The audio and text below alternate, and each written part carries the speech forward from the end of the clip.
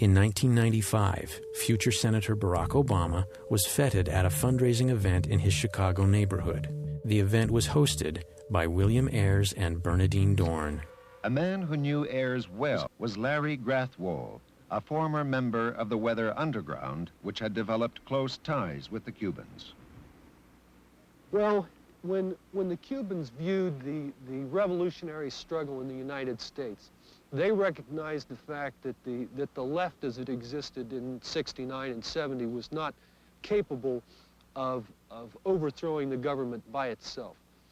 Consequently, they had hoped that the group itself would be able to attack the system from within and provide assistance to the international movement, the international communist revolution. The Weather Underground organization officially describes itself as follows: a revolutionary organization of communist men and women. Our goal is the destruction of U.S. imperialism and the achievement of a classless state, world communism. I brought up the subject of what's going to happen after we take over the government.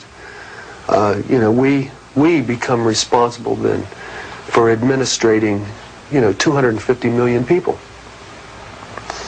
And there was no answers. No one had given any thought to economics.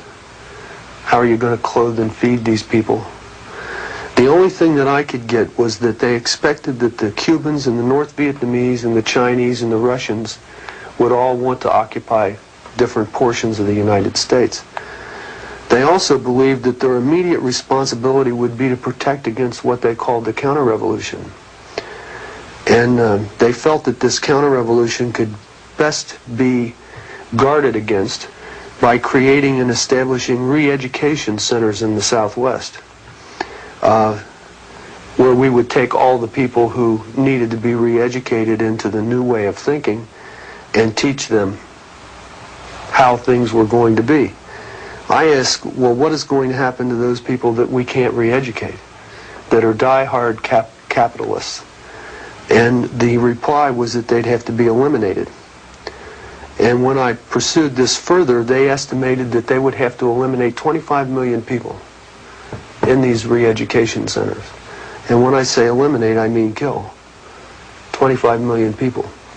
Now, I want you to imagine sitting in a room with 25 people, most of which have graduate degrees from Columbia and other well-known educational centers, and hear them figuring out the logistics for the elimination of 25 million people.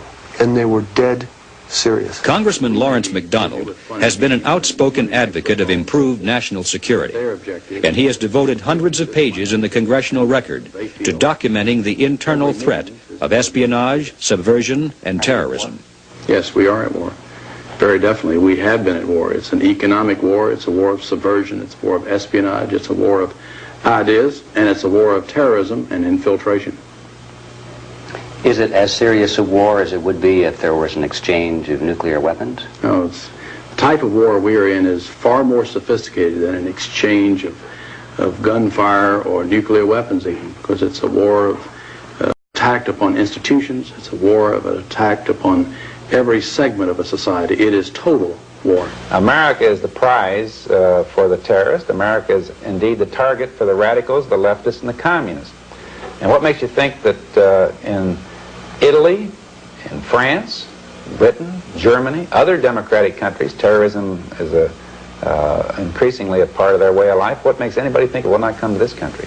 Our defense does not lie in specially trained military units or in new psychological techniques for negotiating with terrorists. The only way to combat terrorism is to prevent it, and that requires an efficient intelligence network. The issue is clear. We must pick up the pieces and reassemble our internal security system. The Marxist-Leninists could never succeed if their intended victims were aware of the strategy and tactics being used against them.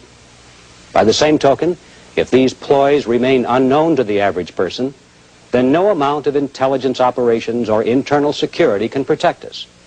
Because innocent people, particularly among the youth who are being exposed to the theories of Marx and Lenin, will fall into the trap. and new revolutionaries will be created faster than the old ones even can be identified. So the ultimate solution lies in an informed electorate, the rock foundation of any system that hopes to remain free.